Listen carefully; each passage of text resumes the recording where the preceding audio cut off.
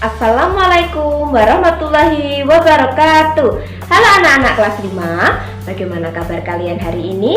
Nah, Bu Vika berharap dimanapun kalian berada, kalian tetap sehat selalu ya. Oke, kali ini masih berjumpa kembali dengan Bu Vika di YouTube channel Ibnu Khaldun dan Al-Jabar. Dan tentunya hari ini kita akan belajar tentang yang pertama, persebaran flora dan fauna di Indonesia, dan yang kedua nanti kita akan belajar tentang komik. Lalu nanti bagaimana ya pembelajarannya? Nah, jadi Bu Vika minta nanti kalian untuk simak dan perhatikan baik-baik video pembelajaran pada materi kali ini ya.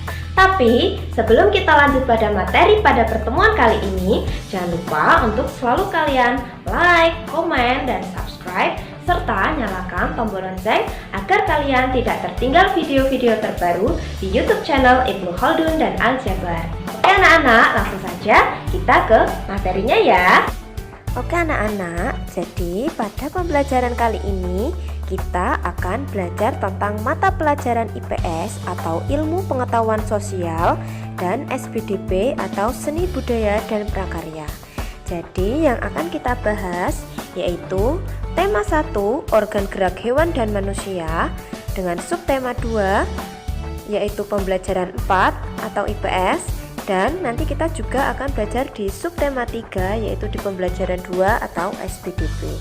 Seperti biasanya, sebelum masuk dalam pembelajaran, Bu Vika akan menyampaikan tujuan pembelajaran yang akan kita capai hari ini. Nah, yang pertama yaitu siswa dapat mengidentifikasikan keragaman flora dan fauna di Indonesia dengan benar. Yang kedua, siswa dapat mengelompokkan keragaman flora dan fauna di Indonesia dengan benar. Dan yang ketiga, siswa dapat memahami pengertian komik, ciri-ciri komik, dan langkah-langkah membuat komik dengan benar. Baik anak-anak, sekarang kita masuk pada materi kita yang pertama ya. Nah, sekarang tolong perhatikan video pembelajaran berikut. Nah, Bu Guru mau tanya, sekarang sedang musim apa ya? Ayo anak-anak, siapa yang tahu? Apakah musim penghujan atau musim kemarau? Yap, betul sekali. Jadi, di bulan Agustus ini masuk pada musim kemarau. Nah, lalu Bu Vika mau tanya lagi, mengapa di Indonesia hanya ada 2 musim? Nah, sekarang perhatikan pada slide ini ya. Jadi, di Indonesia hanya ada 2 musim karena Indonesia memiliki iklim tropis. Untuk selanjutnya, kita akan belajar tentang iklim. Nah, siapa yang tahu apa itu iklim? Nah, jadi iklim adalah keadaan rata-rata cuaca di sebuah wilayah dalam waktu yang relatif lama. Di pembelajaran sebelumnya, kita telah mempelajari tentang letak astronomi. Jadi, letak astronomi Indonesia itu berada di wilayah tropis yang membuat Indonesia beriklim tropis dan hanya memiliki 2 musim, yaitu musim penghujan dan musim kemarau. Nah, adapun ciri-ciri iklim tropis yaitu yang pertama, adanya 2 musim, dan yang kedua, waktu siang dan malam relatif sama, dan yang terakhir, curah hujan cukup tinggi. Nah, karena iklim tropis itulah Indonesia memiliki flora yang sangat beragam dan tumbuh subur. Nah, sedangkan persebaran fauna dipengaruhi oleh kesuburan flora yang menarik hewan-hewan untuk datang. Karena tumbuhan adalah makanan yang penting untuk hewan atau fauna. Nah, sekarang yuk kita simak persebaran flora yang ada di Indonesia. Nah, persebaran flora di Indonesia itu dibagi menjadi 2, yaitu Indo-Malayan dan Indo-Australian. Nah, yang pertama, Bu Vika akan membahas tentang yang Indo-Malayan. Nah, di kawasan Indo-Malayan yaitu meliputi kawasan Indonesia bagian barat seperti wilayah Kalimantan, Sumatera, Jawa, dan Bali. Adapun contoh flora yang tersebar di kawasan Indo-Malayan yaitu salah satunya yaitu rotan dan nangka. Sedangkan untuk Indo-Australian meliputi kawasan Indonesia bagian timur seperti wilayah Sulawesi, Maluku, Nusa Tenggara, dan Papua. Nah, adapun Contoh flora yang tersebar di Indo-Australian salah satunya yaitu kayu putih, anggrek, dan sagu. Anak-anak, flora di berbagai tempat di Indonesia itu berbeda-beda loh. Hal ini karena dipengaruhi oleh faktor-faktor antara lain yaitu iklim, jenis tanah daerah tersebut, tinggi rendahnya permukaan bumi, biotik atau pengaruh makhluk hidup. Oke, selanjutnya kita lihat persebaran fauna di Indonesia ya. Nah, jadi menurut coraknya, fauna Indonesia itu dikelompokkan menjadi 3, yaitu fauna bagian barat, fauna bagian tengah, dan fauna bagian timur.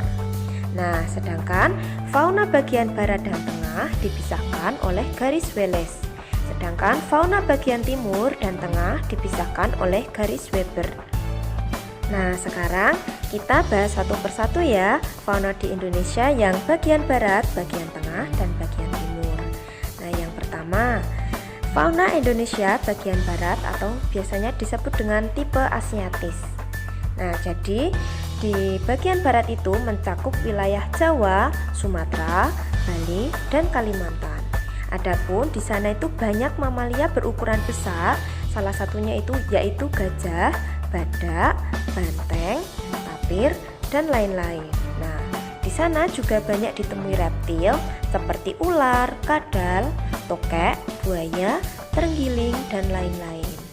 Nah, di sana juga terdapat jenis burung, yaitu salah satunya burung hantu, elang, merak, gagak, jalak, kutilang, dan berbagai macam unggas. Dan yang terakhir, di sana berbagai macam ikan tawar dapat dijumpai di wilayah ini seperti ikan pesut. Nah, untuk selanjutnya kita membahas tentang fauna Indonesia bagian tengah atau biasa disebut dengan tipe peralihan. Nah, di wilayah ini juga sering disebut dengan wilayah fauna Kepulauan Wallace. Nah, di sana mencakup wilayah Sulawesi, Timur, Maluku, dan Nusa Tenggara serta sejumlah pulau-pulau kecil di sekitarnya. Adapun fauna yang menghuni wilayah ini seperti babi, rusa, anoa, kuda, monyet sabah, babi, beruang, ikan duyung, kuskus, tarsius, dan lain-lain. Nah, sedangkan jenis reptil yang menghuni wilayah ini seperti biawak, komodo, buaya, dan ular. Dan yang terakhir, jenis burung yang terdapat di fauna Indonesia bagian tengah ini antara lain ada maleo, mandar, raja udang, burung dewata, rangkong, kakak tua, serta burung nuri. Nah, dan yang terakhir, kita membahas fauna Indonesia bagian timur atau biasa kita sebut dengan tipe Australik. Nah, jadi di sini mencakup wilayah Halmahera, Papua, dan Kepulauan Arung. Nah, di sana terdapat banyak mamalia seperti beruang, kanguru, walabi, landak irian, kuskus, kanguru pohon, serta kelelawar. Adapun di wilayah ini tidak ditemukan kera dan jenis ikan air tawar relatif lebih sedikit.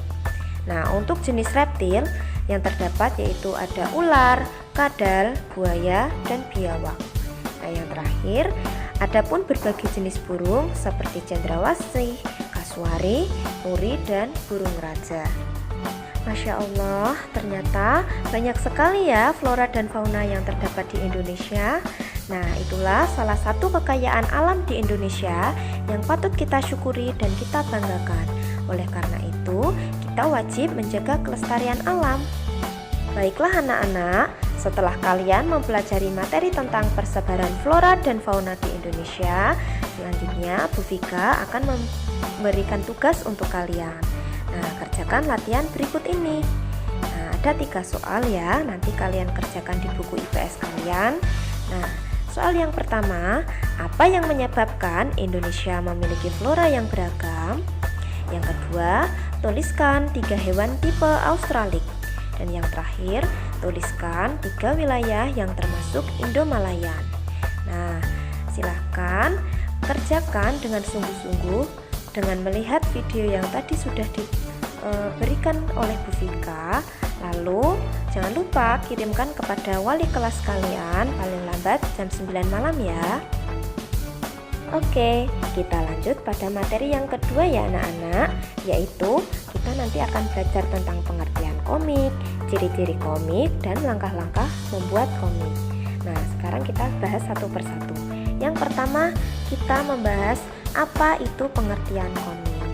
Nah, jadi komik adalah cerita bergambar yang bersifat lucu dan umumnya mudah dicerna serta dibuat secara khas dengan panduan kata-kata sehingga membentuk jalinan cerita.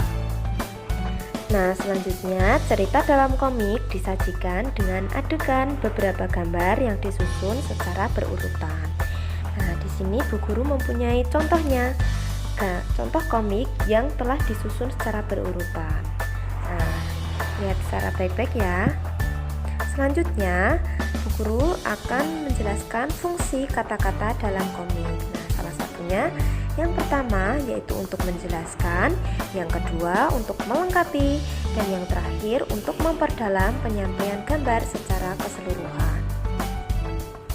Nah, biasanya kata-kata di dalam komik itu disajikan dalam balon-balon kata atau gelembung-gelembung yang diserasikan dengan gambar. Jadi balon-balon tersebut dapat berupa narasi, percakapan, atau perasaan tokoh. Nah, di sini Bu Vika memberikan contoh tentang balon-balon kata atau gelembung-gelembung yang digunakan dalam komik. Nah, untuk pengertian sudah, selanjutnya kita membahas tentang ciri-ciri komik. Nah, ciri-ciri yang komik yang pertama yaitu dibuat untuk menyampaikan cerita. Yang kedua, gambar dan teks yang proporsional. Nah, maksudnya komik ini dibuat sehingga pembaca komik itu seakan-akan terlibat dan berperan langsung ke dalam cerita. Nah, yang ketiga, menggunakan bahasa percakapan yang mudah dipahami. Dan yang keempat, dapat bersifat kepahlawanan. Yang kelima, penggunaan watak secara sederhana. Nah, tujuannya agar pembaca itu memahami pesan dari cerita tersebut. Nah, dan yang terakhir yaitu mengandung cerita humor untuk menghibur pembacanya. Nah, lanjut kita ke yang ketiga yaitu langkah-langkah membuat komik. Nah, yang pertama yaitu menentukan tema dan judul komik. Yang kedua, membuat sketsa atau sketching. Jadi yaitu menuangkan ide cerita dalam media gambar secara garis besar. Untuk yang ketiga yaitu memberikan tinta atau inking, yaitu penegasan garis sketsa yang menggunakan tinta. Nah, untuk yang keempat yaitu memberi warna atau coloring, yaitu pemberian warna pada gambar yang dilakukan dengan dua tampilan dapat berupa hitam putih atau banyak warna. Nah, yang terakhir yaitu membuat teks atau lettering pada komik yang ditulis dalam bentuk balon kata di dekat gambar tokoh. Oke anak-anak, materi kita pada hari ini sudah selesai ya. Tadi kita sudah membahas tentang persebaran flora dan fauna yang ada di Indonesia. Dan yang kedua, kita belajar tentang pengertian komik, ciri-ciri komik, dan langkah-langkah dalam membuat komik. Nah, untuk selanjutnya pesan Bu Vika yaitu tetap jaga kesehatan di rumah, terapkan standar protokol kesehatan di rumah dengan menggunakan masker, terus cuci tangan sebelum dan sesudah makan, terus makan dan minum yang bergizi. Silahkan kalian itu makan sayur-sayuran yang banyak, buah-buahan yang banyak agar tubuh kalian tetap sehat dan tetap semangat BDR, belajar di rumah tidak masalah. Nah, itu tadi adalah video pembelajaran pada pertemuan kali ini ya. Bu Vika ucapkan terima kasih dan mohon maaf apabila dalam penyampaian materi Bu Vika banyak tutur kata yang salah. Anak-anakku kelas 5, jangan lupa kalian harus tetap semangat belajar di rumah dan jaga kesehatan ya. Serta jangan lupa untuk selalu laksanakan sholat 5 waktu. Oke, belajar di rumah tidak masalah. Sampai jumpa. Wassalamualaikum warahmatullahi wabarakatuh.